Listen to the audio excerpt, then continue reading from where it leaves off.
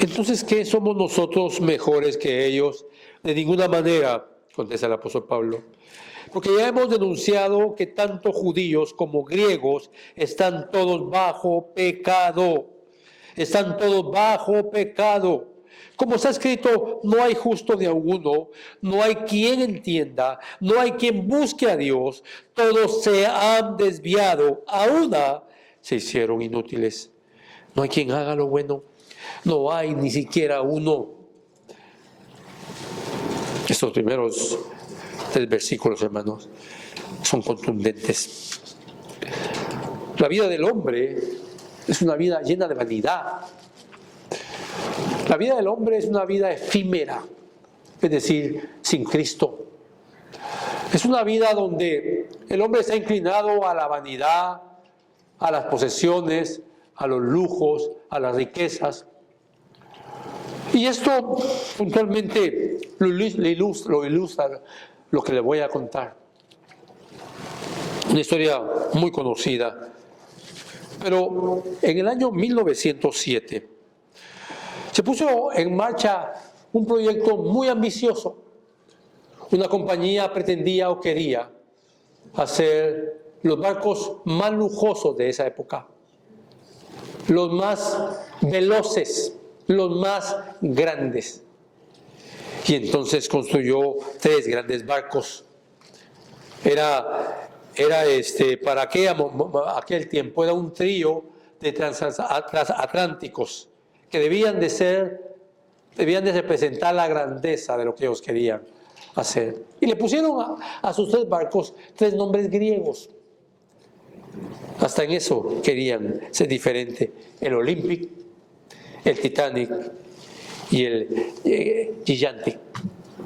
Eran los 3 nombres, pero el más grande y más sobresaliente de esos 3 barcos, y más lujoso y más veloz, era el Titanic.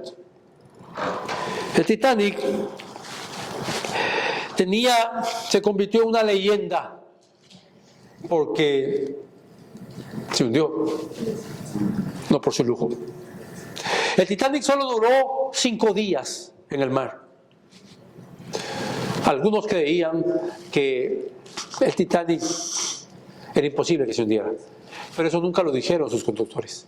Eso fue algo que salió de los medios de comunicación del periódico. Así que aquel barco tenía varias características únicas.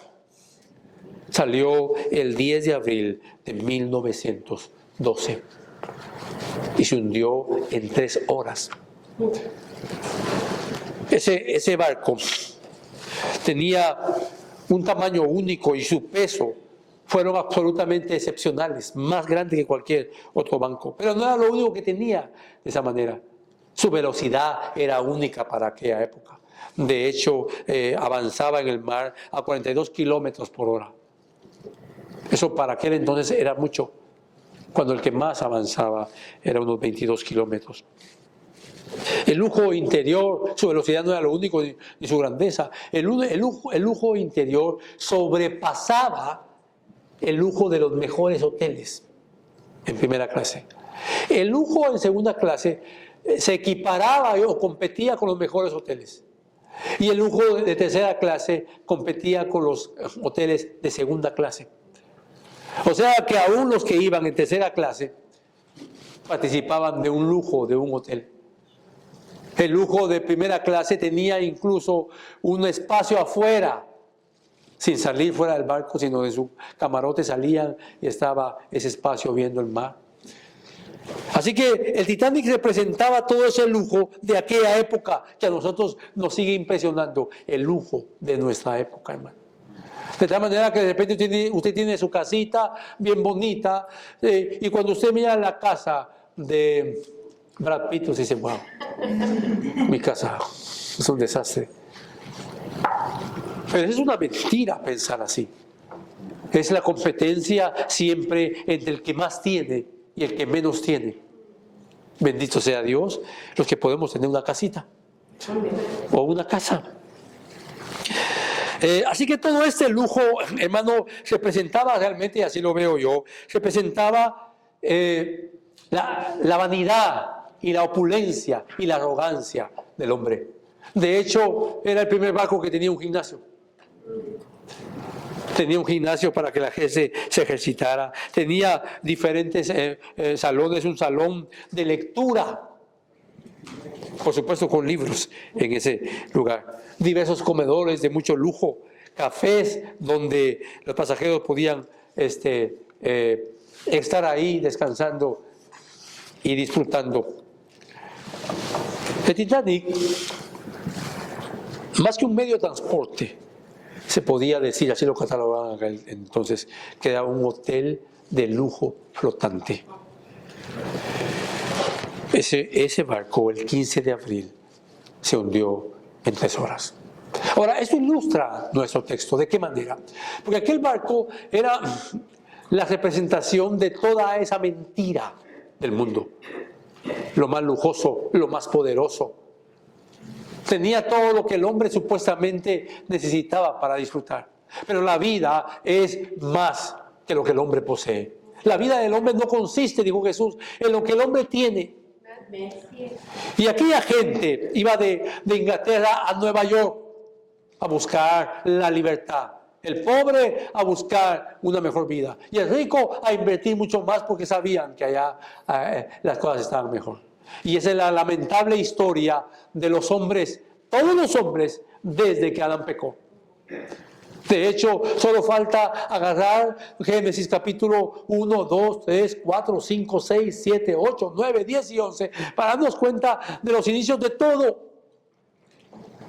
Y en el capítulo 4 hay una historia, hermano, que se nos olvida. Que un hombre llamado Lamec agarró a 2 mujeres para él. Y fue el primer hombre que desafió a Dios, tomando 2 mujeres. Es la vanidad en ese capítulo, si no me equivoco, 4 o 5, en ese capítulo, hermano, se habla de que fue el impío, el pecador, el que inició. El que inventó, el que inició a trabajar con el hierro, el que inventó la música, el que inventó las especies de casas para vivir, etc. Y nosotros tenemos que entender, porque nuestro texto puntualmente habla sobre esto. El Titanic se hundió con toda su opulencia y el hombre con todo lo que pretende tener. Se está hundiendo. Hermanos, los creyentes han sido permeados por el mundo. Aman el dinero, aman la belleza, aman el lujo, aman todo ese tipo de cosas. No es problema tener lujo, no es problema tener dinero, no es problema tener eso, el problema es amarlo. El problema es vivir para ello. Porque al final eso es pecado. Por eso el escritor de Eclesiastés, que es el mismo proverbio, dijo: vanidad de vanidades, todo es vanidad. Porque es perecedero, porque rápido se acaba. Entonces en nuestro texto que es puntualmente Romanos capítulo 3 del versículo 9 al 18, hay 4 características que te enseñan por qué los hombres están esclavizados por el pecado. Esto debía alarmarnos. A ti que estás sentado ahí, debería alarmarte saber que eres esclavo del pecado. ¿Por qué te lo digo de esa manera? Porque la gente que está muerta y en sus delitos y pecados, esto les cae o lo oyen como oí llover, no les importa, porque no hay en ellos ni siquiera un palpitar de una célula. Todo su ser espiritual está muerto. Pero debía de alarmar a los creyentes, de sacudirte, de entender, hermano, que el pecado es la peor enfermedad sobre esta tierra. No es el SIDA, no es el cáncer, no es esa pandemia que nosotros vivimos, es el pecado. Y llamar la enfermedad es un piropo, es un mal terrible que destruye. El Titanic se hundió por voluntad de Dios. Lo que los hombres creían, a eso ni Dios lo hunde. Dios iba a mostrar que la vanidad y la opulencia y las riquezas y el poder no pueden solucionar nada. Nuestro primer punto, hermano, ya lo vimos, solo un repaso rápidamente, es la acusación al pecador. Que es donde Pablo dice, entonces, ¿qué? ¿Estamos en desventaja? En ninguna manera. Pues ya hemos acusado que tanto judíos como griegos, que todos están bajo pecado. Pablo ha acusado desde Romanos 1, 18, hasta Romanos 3, versículo 8, acusado y señalado que todos los hombres son pecadores. Pero uno utiliza aquí dos frases. La primera es, entonces, ¿qué? Esa palabra, entonces, ¿qué se puede también traducir de esta manera? ¿Acaso se necesita más testimonio? Pablo está diciendo, ¿acaso se necesita más testimonio? Después de que él ha acusado, y él mismo se responde sin decir sí. ¿Y sabes qué va a hacer? Va a acusar ahora a los hombres, no como lo estaba haciendo, sino con Biblia. Y va a traer a varios salmos que han dicho esto para hablar sobre ello. Entonces, ¿qué? ¿Somos nosotros mejores que ellos? Es decir, ¿somos los judíos mejor que los griegos? ¿Tenemos una mejor naturaleza? Y la respuesta de Pablo es no, de ninguna manera. ¿Somos los creyentes mejor que los inconversos? No, por la misericordia de Dios nos ha hecho nacer de nuevo. En ese sentido, sí deberíamos ser diferentes. Así que la acusación de Pablo es bíblica, es legal, y él afirma algo que es la idea de todo este texto, que todos están bajo pecado. Podríamos decir entonces que todos los seres humanos están bajo el control del pecado. Claro, usted va a decir, pero yo soy creyente. Si usted es creyente, no está bajo el control del pecado. Lo han liberado del poder del pecado. Pero no se demuestra. ¿Cómo? Santificándose. El tema no es la santificación, pero solo se lo aclaro. Entonces Pablo dice entonces que somos nosotros mejores que ellos de ninguna manera, porque ya hemos denunciado que tanto judíos como griegos están bajo pecado. Y en el 10 dice, como está escrito. Y ahora en los primeros, en el versículo tanto 10, 11 y 12, Pablo va a mencionar 6 características que definen por qué el hombre está bajo pecado, controlado por el pecado. Hermano, esto usted debe ponerle atención, por favor, amados hermanos, pongan atención a esto. Si usted tuviera un padre, una madre, un hijo que está alcoholizado, que su problema es la adicción al alcohol, usted sufriría y trataría de buscar la manera de ayudarle. Pero el alcohol, aunque hace mucho daño, un hombre puede dejar de beber sin Cristo. Un hombre puede cambiar su manera de comer. Un hombre puede alejarse de hábitos dañinos. Pero lo que no puede hacer ningún hombre es vencer el pecado. Al menos que la obra de salvadora de Dios opere en la vida de un hombre. Y entonces Pablo explica estas 6 características. La primera ya la vimos, son esclavos de su propia naturaleza. En el versículo 9, cuando dice, como está escrito, no hay justo ni aun uno. ¿De qué está hablando? Solo es un resumen. Está diciendo que el hombre no puede ser justo porque tiene una naturaleza de pecado. Están atrapados en su naturaleza. El pecador sin Cristo no puede hacer nada. Depende del pecado. Por eso ama el mundo. Por eso todo lo ve bien. Por eso cualquier cosa que se dice contra Dios hasta lo aplaude.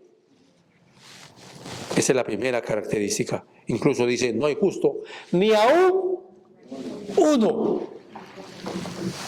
¿Por qué entonces usted se llama justo? ¿Por qué la Biblia usted lo llama justo? Porque Dios lo ha justificado.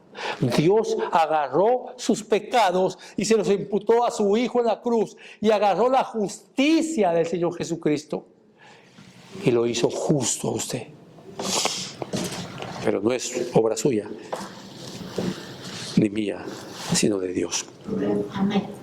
Aquí hay una acusación bíblica y legal. y afirma que todos están bajo el control del pecado. Eso nos debe asustar. Yo vi a mucha gente asustada en la pandemia. Vi a mucha gente asustada. Me enviaron fotos de gente que estaba en un hospital a punto de morir y algunos de ellos murieron. ¿Te asusta eso? Qué lamentable. Te debe de asustar el pecado que brota en tu corazón. Si algo te debe de causar el mayor terror, es el pecado que brota de tu corazón. Hermano, no podemos vencer el pecado. Cuando digo no podemos, hablo de creyentes a queriendo que otros venzan su pecado. No podemos hacer eso. Tenemos que decirles que necesitan arrepentirse. Amén. El segundo punto que vimos fue: no hay quien entienda. En el 10 dice, como está escrito, no hay justo de alguno. En el 11 dice, no hay quien entienda. ¿Qué está diciendo Pablo? Bueno, se lo dije, es la ignorancia espiritual. Una pregunta sencilla. ¿Amas orar, hermano? Te levantes constantemente a orar. ¿Amas este libro santo que tiene toda la sabiduría del mundo? Que tiene la voluntad de Dios, que habla del corazón del Evangelio, que describe la gloria de Dios. ¿Lo amas? ¿Lo conoces? ¿Te lo comes? Si tú no lees la Biblia, tú eres un creyente desnutrido. No hay quien entienda. Los pecadores no pueden entender la sabiduría, el amor, la gracia, la misericordia, la pasión de Cristo por la cruz. Por eso mientras predicamos, uno sinceramente debe estar consciente, el predicador, que el único que puede estar operando mientras uno predica es el Espíritu Santo. Así es. Como quisiera yo meterme en sus corazones y hacerse los añicos para cambiar, pero no es mi obra. No es mi obra, hermano. Es la de Dios. Y Dios muchas veces, la obra, Dios siempre actúa. Siempre actúa Dios. Pero muchas veces actúa como actuó con Faraón. Y a Faraón le endureció su corazón. Así que si tu corazón se endurece más y amas más el pecado, tú estás hundiéndote en tu Titanic. Hay un libro, hermano, que salió en el año 2022,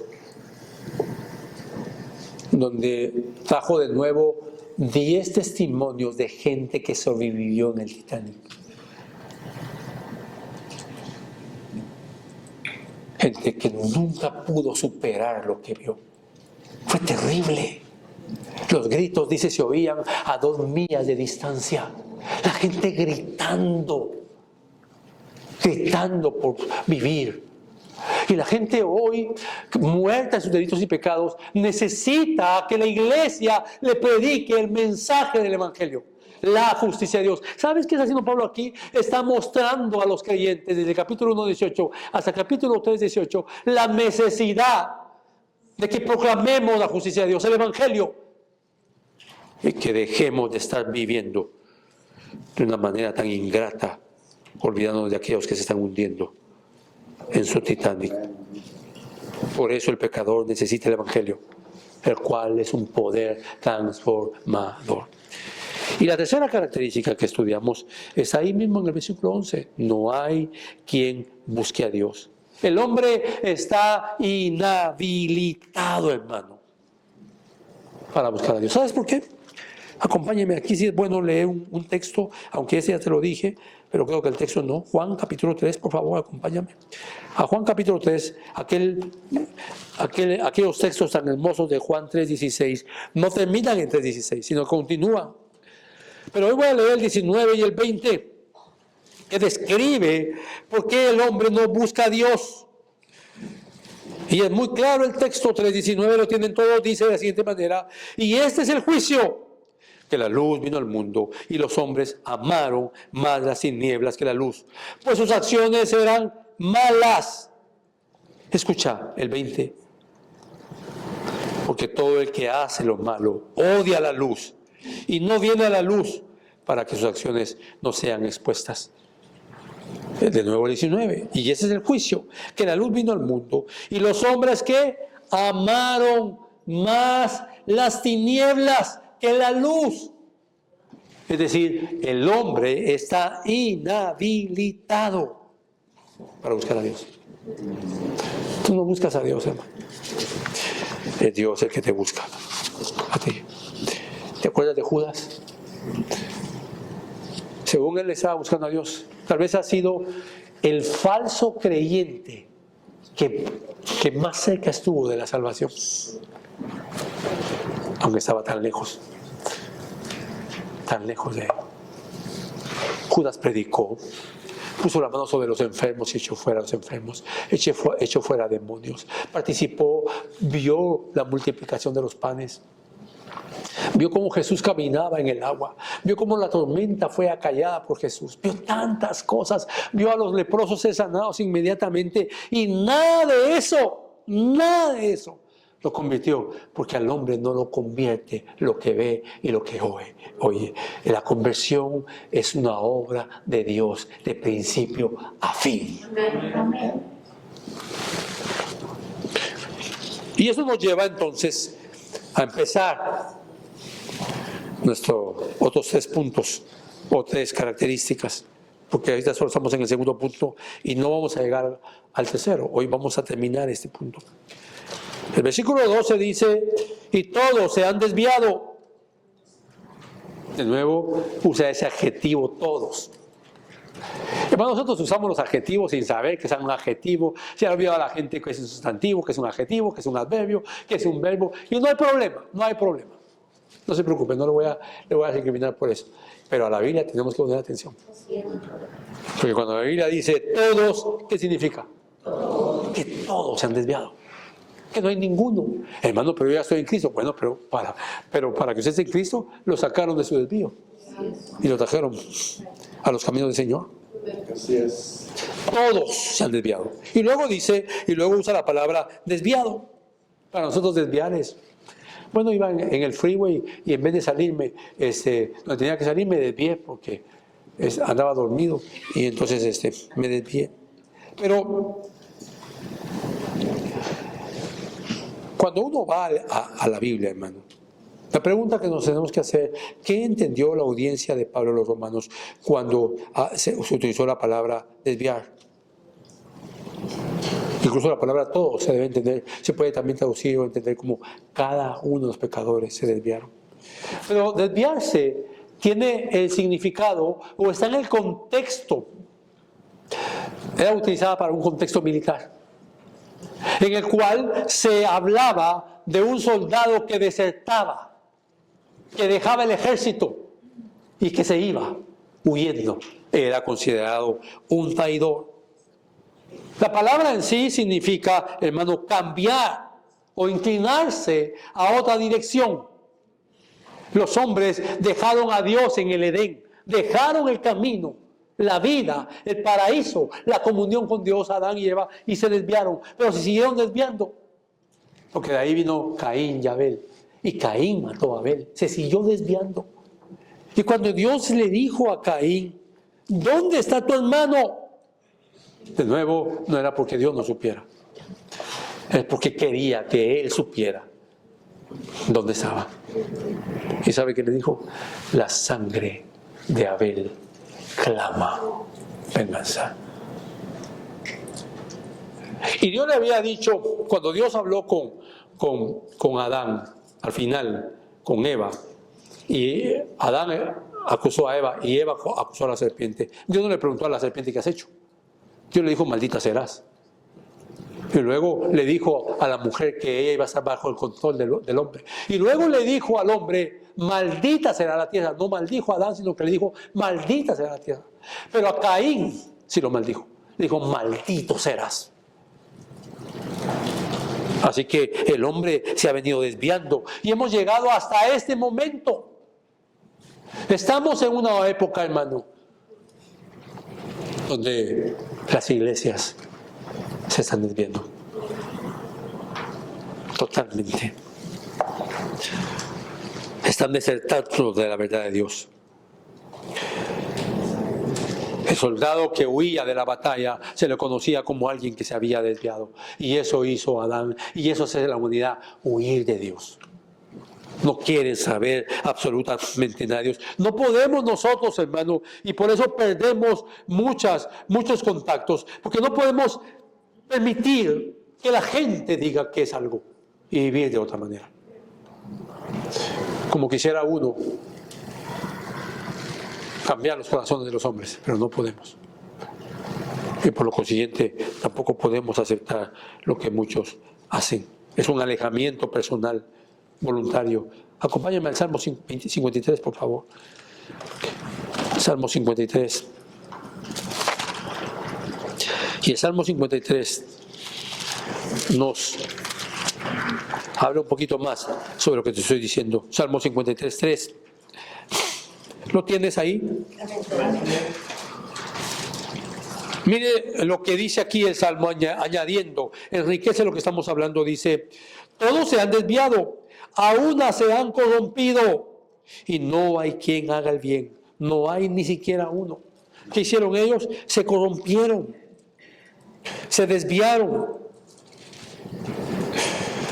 Si tú me acompañas a Malaquías también, sabes que Malaquías es el último libro de la Biblia, ¿verdad? Del Antiguo Testamento, así que te va a ser fácil encontrarlo porque está antes de Mateo. Si no encuentras Mateo, ¿qué puedo hacer, hermano? Malaquías capítulo 2, versículo 8. ¿Lo tienen? Malaquías 2:8. ¿Lo encontraste? Dice 2:8, pero ustedes se han desviado del camino y han hecho tropezar a muchos en la ley, han corrompido el pacto de Leví, dice el Señor de los ejércitos. Están hablando de los levitas, de aquellos que deberían de enseñar la ley, no solo enseñarla con una pizarra, sino modelarla con su vida. Se habían desviado. ¿Ya desviarse ellos? Habían desviado a muchos. Eso pasa con la iglesia evangélica. Sabes que perdemos horas y precisamente te encargo que ores por mí porque en noviembre iré a una conferencia en Canadá con pastores todos pentecostés y ya sé yo las preguntas que me van a hacer. Hermano, ¿por qué no cree usted en los apóstoles? Hermano, ¿por qué no cree usted en las lenguas? Hermano, ¿por qué no cree usted en los dones? Pero estaría bien si hicieran una pregunta y se lo oyeran. Pero lanzan versículo tras versículo. Y todos los versículos que usan están fuera de contexto porque nunca se han metido a estudiar la Escritura como debe de ser. Y esto es lo que ha hecho la iglesia evangélica. Desviar a mucha gente enseñándoles doctrinas de hombres. Y la gente que ha aprendido pelea por eso que sabe. Están desviados. Todos se han desviado. Todos. Es contundente, es absoluto lo que está diciendo completamente Pablo. ¿Y por qué se desvía el hombre? Porque es esclavo del pecado. Y por eso voluntariamente se aleja de Dios.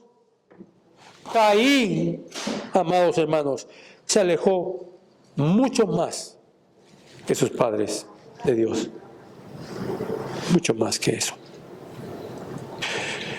Los pecadores viven como los camaleones, hermano. Es decir, viven cambiando. Los camaleones cambian de color para protegerse, pero los hombres pecadores cambian de rumbo. Si no es el pecado de la vanidad, es el pecado, adoran las riquezas. Si no es el pecado de las riquezas, adoran su ego. Ellos son sus propios dioses. Si no es el pecado de ello, es cualquier otro pecado inmoral. Y así vive el pecador, mejorando. En la crucifixión de Jesús, amados hermanos, habían dos ladrones, uno a su lado derecho y el otro a su lado izquierdo. Ambos merecían morir eternamente porque eran pecadores y aparte eran delincuentes. Hay una diferencia entre el pecado delito y el pecado solo pecado. Ambos eran pecadores y ambos eran delincuentes. Y todos ellos se estaban burlando de Dios. Los que estaban alrededor se burlaban de Jesús, perdón. Y al mismo tiempo los dos empezaron a burlarse de Jesucristo. Pero estando en esa postura, cayó sobre uno de ellos y transformó su corazón. Y el hombre de repente se dio cuenta de que Jesús era el Hijo de Dios, pero vio a Jesús como nadie lo había visto, lo vio como el Rey prometido del linaje de David. Y ese hombre dijo algo. ¿Por qué no injurias?, le dijo al otro ladrón. Si nosotros sí somos culpables, somos pecadores. Estaba reconociendo su pecado, pero él es el Hijo de Dios. Es un justo. ¿Qué estaba pasando en ese ladrón? Había una obra de Dios.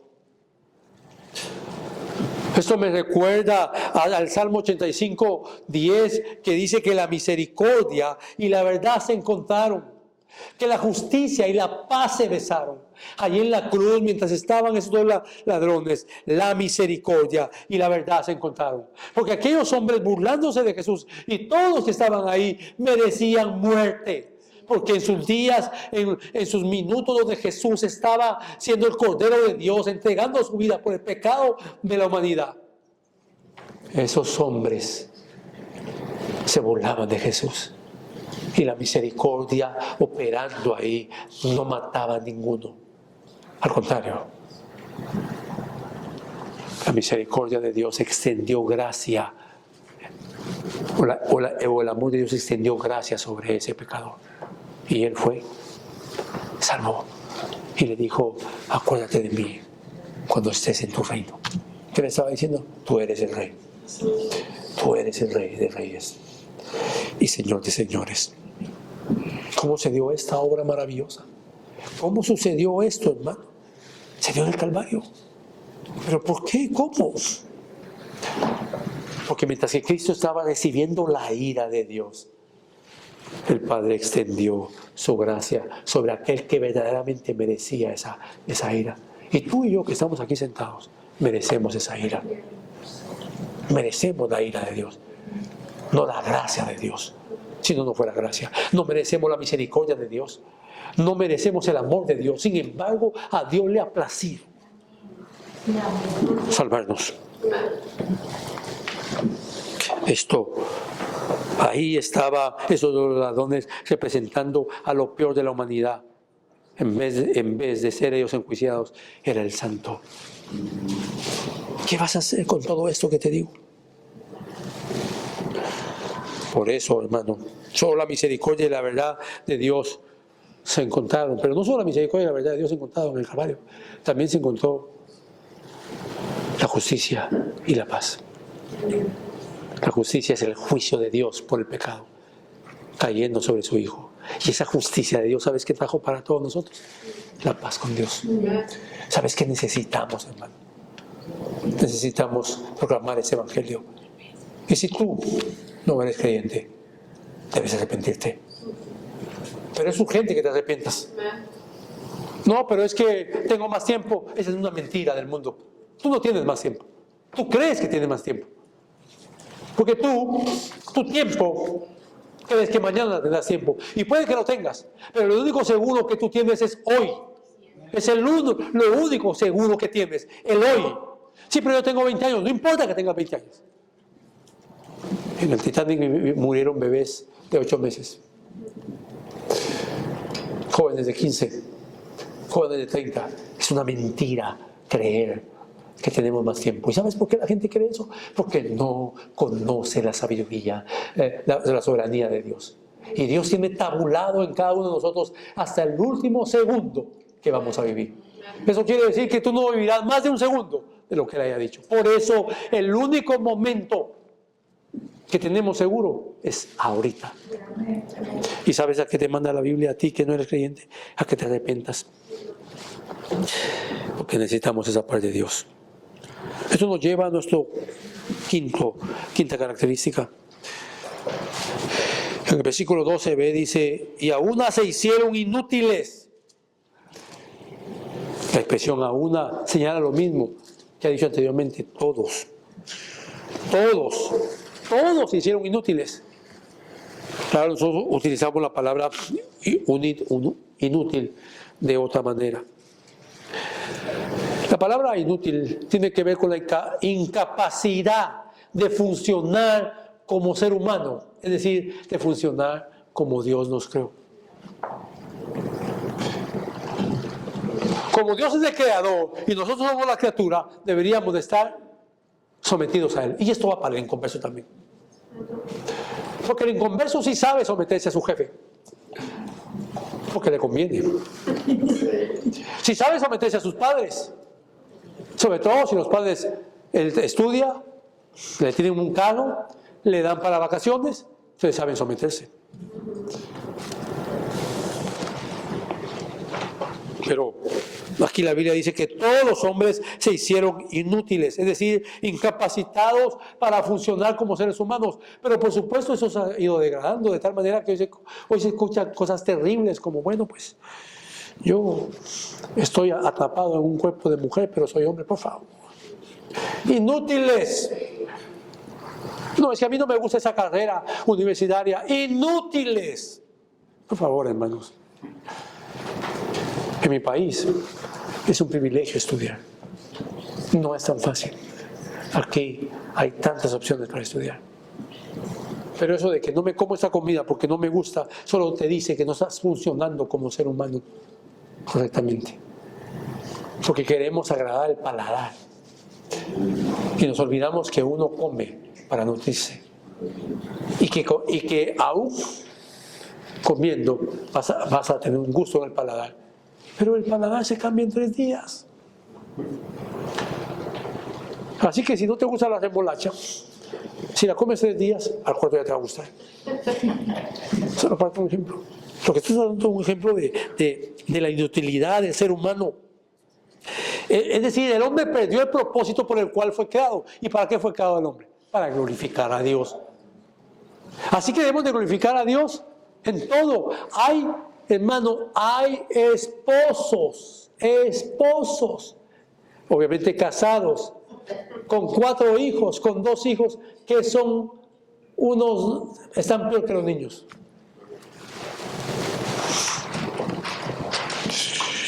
Pero no nos metamos a ese tema. La palabra inútil tiene que ver con volverse perverso. Perverso. Un inútil es un perverso. Un hombre y una mujer que se han deformado. Así que Pablo denuncia que el hombre natural se torna espiritualmente en inepto. Esto es, porque el hombre no responde a Dios, porque es un inútil. En el Antiguo Testamento, hermano, inútil, hay un equivalente a la palabra inútil en hebreo, que describe la leche que se torna en agria y rancia, que hasta el paladar desecha. No se puede beber, eso está describiendo. No se puede hacer mantequilla, no se puede hacer queso, ni cualquier otro comestible que sale de ese lácteo. No se puede. ¿Por qué? Porque se ha vuelto la leche inútil. Y por eso el hombre no puede funcionar como padre, como esposo, como ciudadano, como líder, porque mire, ¿quiénes nos lideraron hoy?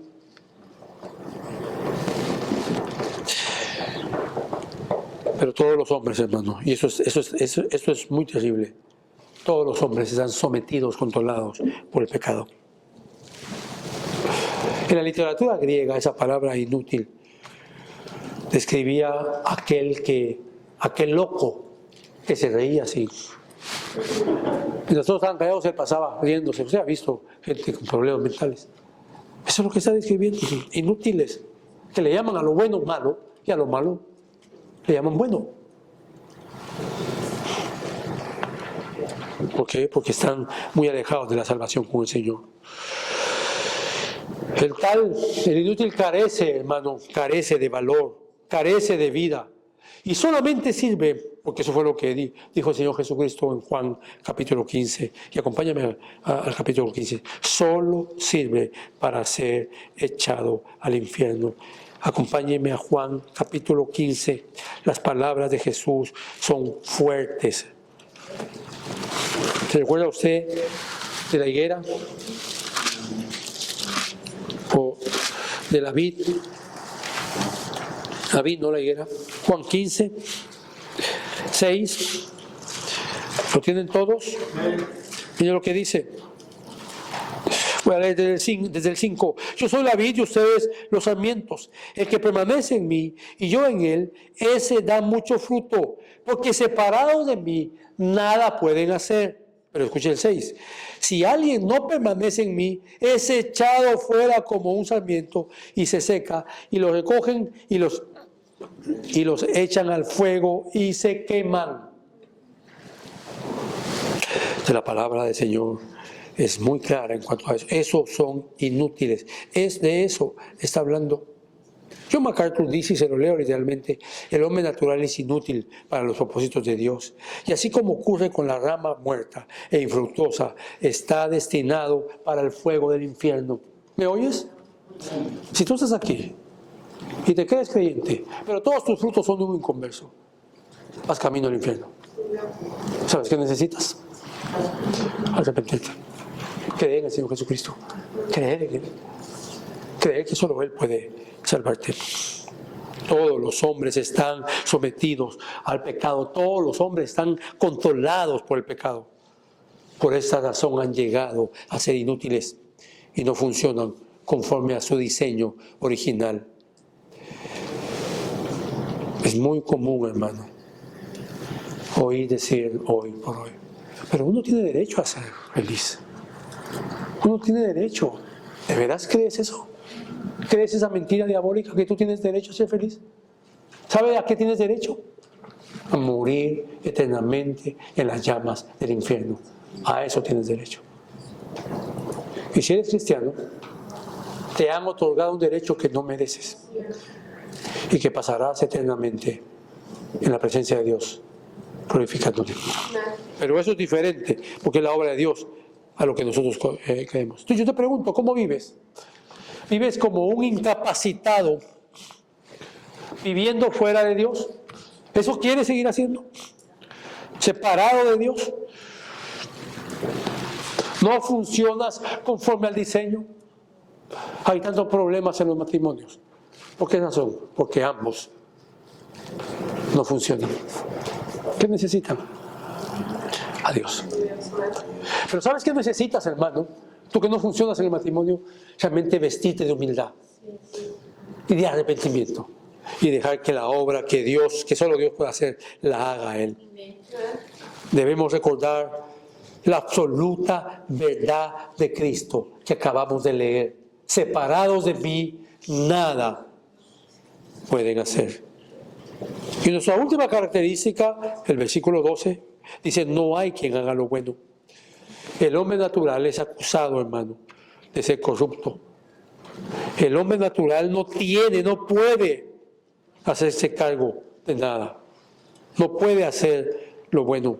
No hay quien haga lo bueno. No lo hay. No hay ni siquiera uno, enfatiza Pablo.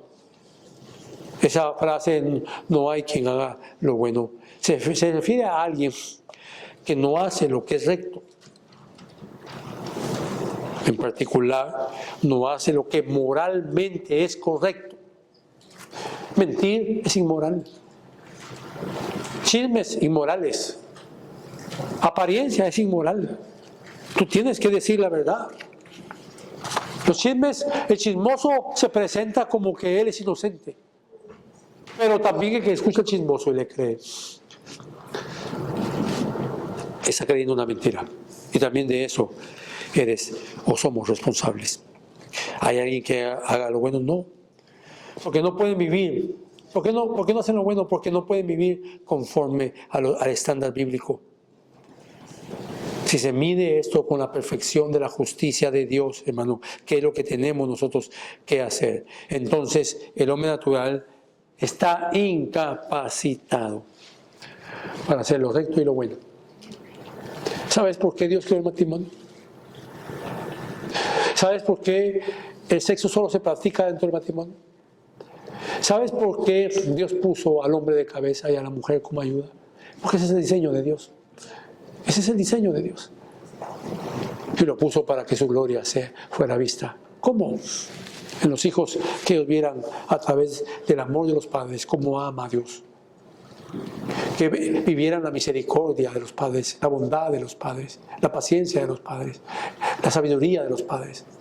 ¿Así has vivido todos estos años con tus hijos, mostrándoles esa gloria de Dios? ¿O has sido de un desalmado que tú haces lo que tú quieres porque tú que te crees que como padre tú puedes destruir a tus hijos? No hay quien haga lo bueno.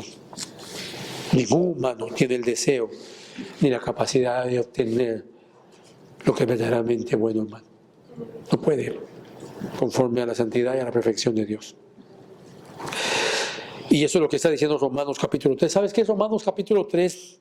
Del versículo 9 al 18. Es una foto de lo que es el hombre. Cuando tú miras tu foto, esa foto dice cómo eres físicamente. Cuando lees Romanos 9 al 18, esa es una foto de toda la humanidad, de lo que verdaderamente es. Y Pablo concluye diciendo, no hay ni siquiera uno. Esto indica que no hay ningún hombre que haya pisado esta tierra en la cual pueda hacer algo bueno. ¿Por qué no puedes? ¿Por qué no puede el hombre? Porque está atrapado. ¿Y en qué está atrapado? En su naturaleza pecaminosa. Por eso no puede. Y este es el grito de Pablo hacia todo pecador. Es un grito entre los millones de seres humanos. No hay ni siquiera uno que haga lo bueno. ¿Y por qué lanza ese grito? Porque luego les dirá, a continuación les dirá, pero la justicia de Dios se manifestó en la cruz del Calvario. No hay justo de uno. Es decir, el problema del hombre es un problema de naturaleza. No hay quien entienda. Es decir, el problema del hombre es que no tiene una vida espiritual, por eso es un ignorante y no conoce a Dios. No hay quien busque a Dios. El problema del hombre es que está inhabilitado, porque ellos aman las tinieblas. Y todos se han desviado. El problema del hombre es que se inclina hacia las sendas de pecado. Aún así hicieron inútiles. El problema del hombre es que está deformado perversamente y en eso piensa. Y no hay ni siquiera uno. Esto es igual a que no hay justo ni aún uno. Mis queridos oyentes, algunos de ustedes están ahí sentados creyendo que van al cielo. ¿De verdad vas? Pero muchos son ramas secas que están siendo preparadas para que hayan en el infierno. Creen que están bien. Algunos de ustedes creen que están bien. Y a pesar de que vives rechazando el Evangelio de Cristo, sigues creyendo que estás bien, porque tienes algún conocimiento. El estar en una iglesia bíblica no te asegura la salvación. Lo que te asegura la salvación es los frutos que das, porque Dios hizo una obra en ti. ¿Sabes qué demanda Dios de ti? ¿Verdaderamente lo sabes? Que te arrepientas, que creas en la muerte de su Hijo, que creas que Él resucitó como una victoria de su sacrificio en la cruz. Y Dios te demanda que dejes tu pecado y que te reconcilies con Dios. ¿Acaso no, dijo Pablo, somos embajadores de Dios, rogando a los hombres que se reconcilien con Dios? Si crees que no es el tiempo, si crees que estás bien así, si crees que no lo necesitas, debo decirte una sola cosa. Has abrazado la mentira humana. Has abrazado la mentira diabólica. Lamentablemente, muchos hombres y mujeres le creen más al diablo que a lo que Dios dice. Pero si tú crees que no necesitas esto, estás abrazando una mentira. Una mentira que brota desde la raíz, desde el núcleo de las tinieblas. Y te tienen engañado. Ya que esta mentira te está conduciendo y acercando a toda velocidad a un naufragio espiritual. Es decir, al infierno. Es mentira que tienes más tiempo El único que tiene el tiempo contado es Dios. Insisto, cada uno de nosotros, hermano, solo tenemos el tiempo de estar hoy aquí, escuchando este mensaje, esta palabra y el Evangelio. Así que arrepéntete. Oremos al Señor.